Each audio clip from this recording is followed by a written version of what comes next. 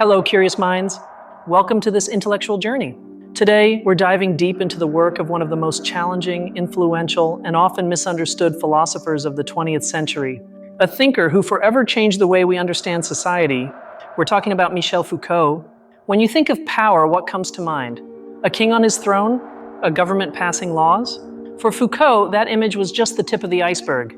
He taught us that real power is far more subtle. It's everywhere, and it shapes us from within, often without us even noticing. The big question Foucault compels us to ask isn't who has power, but how does power work? How is it that we accept certain truths as universal? Why do we obey social norms that seem natural? And what if the institutions we believe help us, like schools, hospitals, or prisons, are actually mechanisms of control? Understanding Foucault is like getting a new pair of glasses to see the world. It's unsettling, yes, but it's fundamental. His work is a kind of toolkit for anyone who wants to critically understand how our modern society functions, from psychiatry to the justice system, and even our very own identity. In today's episode, we're going to deconstruct his thought. We'll trace the evolution of his ideas, from his archaeology of knowledge and madness to his genealogy of power and prisons, and finally, his study of sexuality and the care of the self. Brace yourselves, because this is a journey into the heart of hidden power. Before we begin, a quick note. To bring this narration to life, I've used artificial intelligence tools to generate the visuals you're seeing. Think of them as a canvas, a way to illustrate the ideas and atmosphere of what we're discussing. They won't always be a literal representation, but rather a visual accompaniment to let your imagination soar with me. I sincerely hope you enjoy it. To understand Foucault, we first need to place him in context. He was born in France in 1926, a brilliant yet tormented student. He always felt like an outsider in the traditional academic world, a feeling that would mark his entire body of work. He wasn't an armchair philosopher, he was an activist, a historian of thought systems. Foucault rejected grand labels. He didn't like being called a structuralist or postmodernist. He preferred to see himself as an archaeologist of ideas. His goal wasn't to find the capital T truth, but rather to understand how, at different points in history, certain things come to be considered true, while others are deemed false or mad. His early influences were profound. He moved away from Sartre's phenomenology, which placed the subject and consciousness at its center. Foucault was more interested in the impersonal structures that shape us. He was inspired by Nietzsche, by his idea of genealogy, which we'll explore later, and by the literature of Bataille and Blanchot, who explored the limits of reason. Foucault's first major splash was Madness and Civilization, A History of Insanity in the Age of Reason, published in 1961. This book isn't a history of psychiatry. It's the history of how madness was constructed by reason. It's a book about exclusion, about how a society defines what's normal by silencing and confining what isn't. Foucault shows us that during the Renaissance, mad people circulated with a certain freedom. They were seen as bearers of a different truth. But with the advent of the classical age, the age of reason, this changed. Madness ceased to be a dialogue with unreason and became silence. Large hospitals and asylums were created. What Foucault argues is that psychiatry didn't discover mental illness. Rather, it created it as an object of study by separating it, classifying it, and above all, by giving it a scientific language that stripped it of its own voice. The mad person could no longer speak for themselves. The doctor spoke for them. This first period of Foucault's work is known as his archaeological phase. And here we need to define a key concept.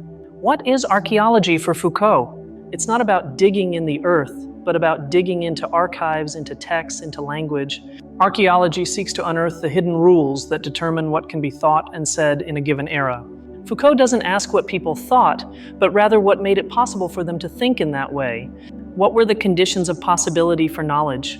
This brings us to his monumental work from 1966, The Order of Things, An Archaeology of the Human Sciences, a book that turned him into an intellectual superstar. In it, Foucault analyzes how the human sciences, biology, economics, linguistics, emerged and transformed. Here he introduces another fundamental concept, the episteme. The epistem isn't knowledge itself, but the unconscious of an era. It's the set of fundamental, unquestioned presuppositions that organize all knowledge. It's the ground upon which the thought of an era walks. Foucault identifies different epistemes. For example, that of the Renaissance, which was based on resemblance. Everything resembled everything else. The microcosm, man reflected the macrocosm, the universe. Knowledge was about interpreting the signatures of God in the world. Then in the classical age, 17th and 18th centuries, the episteme shifts. It's no longer resemblance, but representation and classification. The world becomes a grand table. Think of Linnaeus classifying plants and animals. Knowledge is about ordering the world into clear and distinct categories. Finally, the modern episteme arrives, 19th century, where a new and problematic figure emerges: man. For the first time, the human being becomes an object of study for itself. Psychology, sociology, and modern biology are born. Man is both the one who knows and the one who is known. The famous and provocative conclusion of The Order of Things is that man is a recent invention, and that if the episteme that made him possible is disappearing, then man could be erased, like a face drawn in sand at the edge of the sea. A phrase that caused quite a scandal. What Foucault is saying isn't that human beings will disappear, but that the idea we have of man as the center of the universe, as a sovereign subject, is historical and therefore transient. It's a direct attack on the humanism that had dominated Western philosophy. To summarize his archaeological method, Foucault published The Archaeology of Knowledge in 1969. It's a dense methodological book where he defends his approach. His object of study isn't ideas, but statements and discursive formations. And here, discourse is a keyword. For Foucault, a discourse isn't just what is said. It's a system that produces knowledge. A discourse like that of medicine, law, or economics defines what is normal, what is true, and at the same time defines what is abnormal or false. Discourse, therefore, isn't neutral. It's a form of power. Medical discourse not only describes illnesses, it also has the power to define someone as sick or healthy, with all the social consequences that implies. Discourse doesn't describe reality, it produces it. This discovery, that knowledge, discourse, and power are intimately linked, marks a turning point in Foucault's thought. The events of May '68 in Paris, the student and worker protests, shook him. He realized that archaeology wasn't enough. It wasn't enough to describe the rules of knowledge. One had to understand how they were imposed. Foucault became more political, more activist. He became involved in the prison information group. His focus shifted from the rules of knowledge to the relations of power. He moved from archaeology to genealogy, a term he borrowed from Nietzsche. Genealogy doesn't seek a pure origin or a linear evolution. It looks for the lowly, disordered, and conflicted beginnings. It doesn't ask what is justice, but rather, how did this particular justice system, with its courts and prisons, come to be imposed over others? It's a history of the present. This genealogical turn gave birth to his most famous and perhaps most impactful book, Discipline and Punish: The Birth of the Prison, published in 1975. This book was a bombshell. It begins with a graphic and brutal description of the public torture of a regicide in the 18th century. The book contrasts that torture, that monarchical power exercised with violence over the condemned body, with a prison timetable from barely 80 years later, a meticulous schedule that regulates every second of the prisoner's life. What happened? Did we become more humane? Foucault says no. It's not that we became more humane. It's that power changed tactics. It shifted from a power that punishes the body to a power that disciplines the body. It moved from spectacular violence to meticulous control. The goal is no longer to destroy, but to reform. It's to create docile bodies. Here's where Foucault develops one of his most radical theses. Power isn't something one possesses, like an object. Power isn't only in the state, in the king, or in the dominant class. That's the juridical vision of power. Foucault proposes a vision of the microphysics of power. For him, power is a relation. It's everywhere. It's exercised, not possessed. It flows. It's in the relationship between doctor and patient, teacher and student, guard and prisoner, and even between friends and lovers. Power isn't a thing, it's a strategy. And crucially, power isn't just repressive. It doesn't just say no. This is his great break with Marxism and Freudianism, which saw power as something that represses economy or desire. Foucault says that power is productive. Power produces reality. It produces knowledge. It produces pleasure. It produces the subject itself. Let's return to the prison. The new disciplinary power doesn't need torture. It has more subtle and effective tools. What are they? First, constant surveillance. Second, normalization. And third, examination. The perfect symbol of this new power is the panopticon, an ideal prison design proposed by the philosopher Jeremy Bentham. It's a circular prison with a central watchtower. Prisoners are in individual cells around the circumference, backlit. The guard in the tower can see all the prisoners, but they, due to the light, cannot see the guard.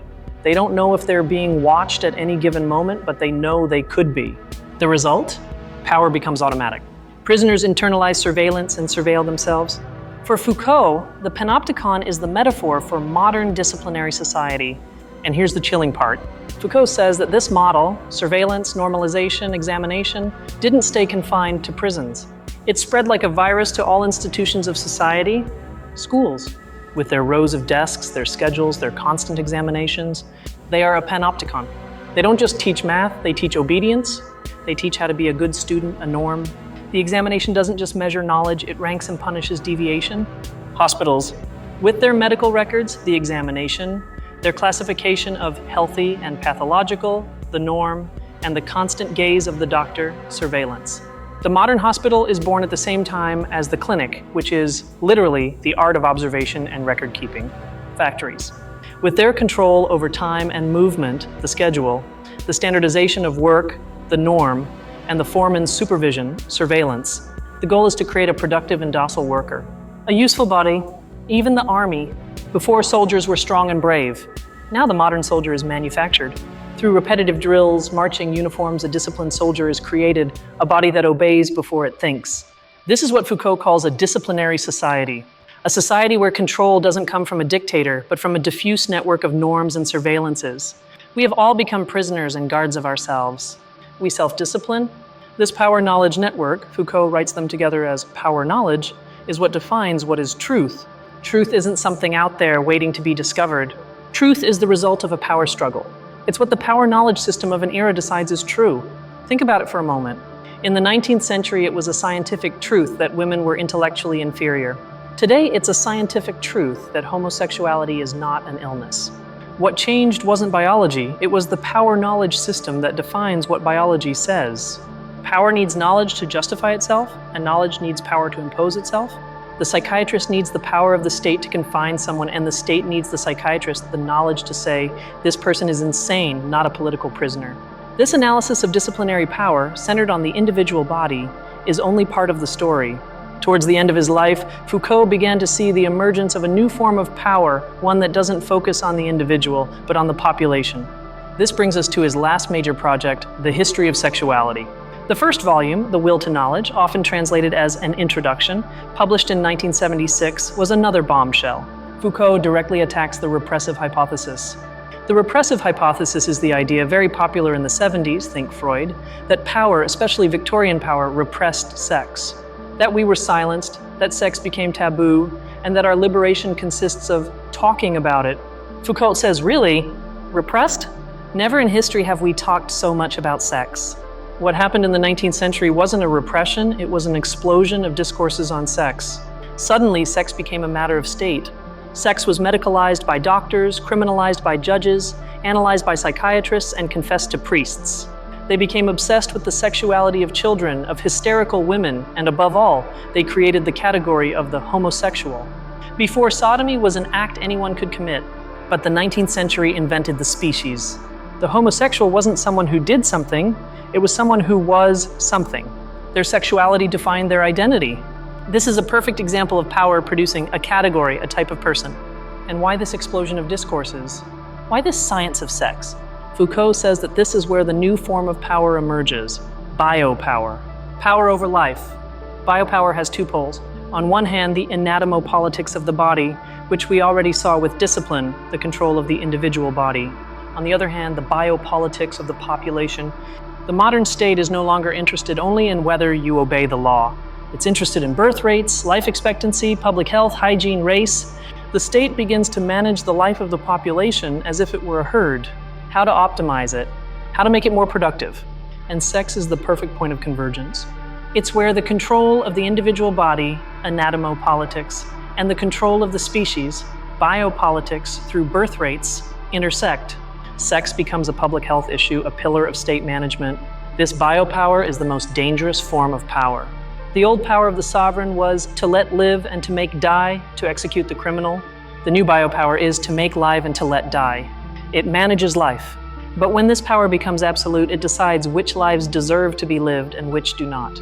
For Foucault, state racism and in its most extreme form, Nazism, were not an aberration. They were the logical consequence of biopower. Biopolitics taken to its extreme. The idea that for our population to live and be healthy, another population, the inferior race, must die. Therefore, Foucault shows us that we didn't liberate ourselves from Victorian power. We simply moved from a disciplinary power to a biopower, where our very lives, our health, our sexuality have become the central target of power. After the first volume of The History of Sexuality, Foucault took a long 8-year silence. The public expected him to continue analyzing the science of sex of the 19th century. But Foucault, as always, took an unexpected turn. When he finally published the subsequent volumes just before dying in 1984, the topic had shifted drastically. He went back 2,000 years to the Greeks and Romans to study the use of pleasure and the care of the self. Why this turn? Foucault realized something. He had spent his entire career analyzing how power makes us subjects, mad subjects, criminal subjects, sexual subjects. The question he was missing was, is it possible to create ourselves as subjects in a different way? Among the Greeks, Foucault found something fascinating. They too were concerned with sex, diet, the body, but not as a moral law imposed from outside, like Christianity, or a scientific norm, like biopower. For them, it was a matter of aesthetics. Foucault discovers the aesthetics of existence. The idea that a man's life, at that time it was only for free men, could be a work of art. The goal was to govern oneself, to practice the care of the self, epimeleia hautu, to be a free subject. This care of the self wasn't selfishness. Quite the opposite. For the Greeks, only someone who knew how to govern themselves, control their passions, their pleasures, was capable of governing the city. It was an ethical and political practice. This is Foucault's ethical period. He isn't telling us to live like the Greeks. That would be impossible. What he offers us is a genealogy of our own sexual morality. He shows us that the moral subject hasn't always been based on obedience to a universal law. Foucault traces how we moved from this Greek aesthetics of existence to a Roman morality of the code, more focused on law and marriage, and finally to the Christian hermeneutics of desire, where not only your actions are judged, but your most intimate thoughts. Christianity, for Foucault, introduces a form of pastoral power. The pastor cares for each sheep, knows it individually, guides it, and demands that the sheep confess its sins, its most hidden desires to be saved. An incredibly powerful technique of subjectification. And here Foucault ties it all together. This pastoral power, this technique of examination of conscience and confession, didn't disappear with religion. It became secularized.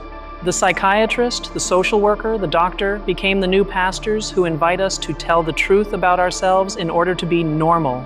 Foucault died in 1984 of AIDS, leaving The History of Sexuality unfinished. But his final work on ethics leaves us with one last question, perhaps the most important. If power is everywhere, is resistance possible? Foucault's answer is a resounding yes. But resistance for him isn't a grand revolution that will storm the Winter Palace. That's the old idea of power. If power is a network of microphysics, resistance must be as well.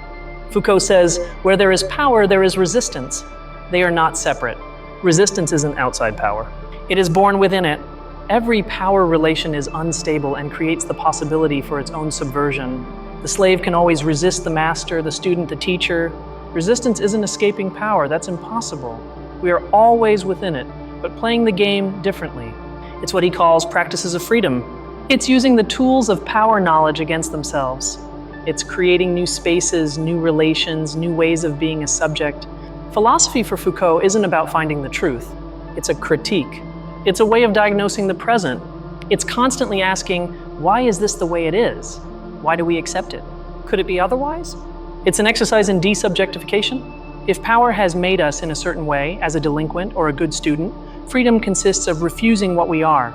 It's a constant ethical and political task to invent new ways of life. Now, Foucault's thought isn't without its criticisms, and they are important. Many accused him of relativism. If truth is just a product of power, does that mean all truths are equal? Is the truth of astronomy the same as that of astrology? Foucault defended himself against this. He wasn't saying that reality didn't exist, the Earth revolves around the sun, but rather that the scientific practice that allows us to know that, and the status of truth we assign to it, is embedded in power relations, science versus religion, for example. Another criticism, especially from the left, like Sartre or Habermas, was that his vision of power was a trap. If power is everywhere, how is real and unified political action possible? Doesn't it leave us in a dead end where we can only engage in small local resistances? Foucault might respond that he wasn't a prophet. He wasn't there to provide a plan for political action. He was there to provide diagnostic tools. His work was to expose the hidden mechanisms of power so that others, feminist groups, civil rights movements, activists, could wage their own, more informed struggles. He was also criticized for his aesthetics of existence. Isn't that a luxury only for privileged individuals? What does the care of the self say to someone struggling to survive day to day? It's a valid criticism that points to a certain elitism in his later works. Despite these criticisms, Foucault's legacy is immense. It's almost impossible to engage in social theory, history, sociology, gender studies, or queer theory today without stumbling upon him. His concepts have become part of our critical language. Queer studies, for example, directly draws from his idea that sexuality is a historical construct, not a biological essence. Judith Butler's idea that gender is performative is a direct continuation of Foucault's work. Postcolonial studies have used his tools to show how Western knowledge, like anthropology or medicine, was used as a tool of power to control and define colonized populations, creating the truth of the savage or the primitive. Even our current understanding of the information age and digital surveillance resonates with Foucault. What is the internet but a digital panopticon? We voluntarily surrender our data, our location, our preferences to be surveilled not by a guard but by algorithms. The difference is that it's no longer just about creating docile bodies, but predictable consumers. It's biopower transformed into surveillance capitalism. Power no longer just disciplines or manages life. It anticipates and molds it for profit. So how do we summarize Foucault? He wasn't a philosopher of systems, he was a philosopher of problems. He was a historian of the present, an archaeologist of knowledge and a genealogist of power. His work is a wake-up call, a reminder that the things we consider normal, true, or natural, madness, criminality, sexuality, the self, have a history. And if they have a history, it means they were constructed. And if they were constructed, they can be deconstructed and perhaps reconstructed in another way. Foucault's legacy isn't a set of answers, but a set of unsettling questions. He doesn't tell us what to think, but he gives us tools to think how we think. He teaches us to be critical not only of the government, but of the doctor, the teacher, and above all of ourselves. Perhaps his deepest lesson is that freedom isn't a state one achieves, nor a right one possesses. Freedom for Foucault is a practice. It's the ethical and political work, without guarantees and without end, of questioning the forms of power that constitute us in order to create new forms of life. It's been a dense but absolutely fascinating journey. Foucault is an author who shakes you, who truly makes you think and doesn't leave you indifferent. Thank you sincerely for joining me, for your curiosity and your time. I hope these ideas resonate and invite you to question the world around you. If you're passionate about these in-depth analyses, subscribe and turn on notifications. And I'd love to read your thoughts in the comments. Which of Foucault's ideas impacted you the most, or with which do you profoundly disagree? Debate is where philosophy begins. See you on the next journey.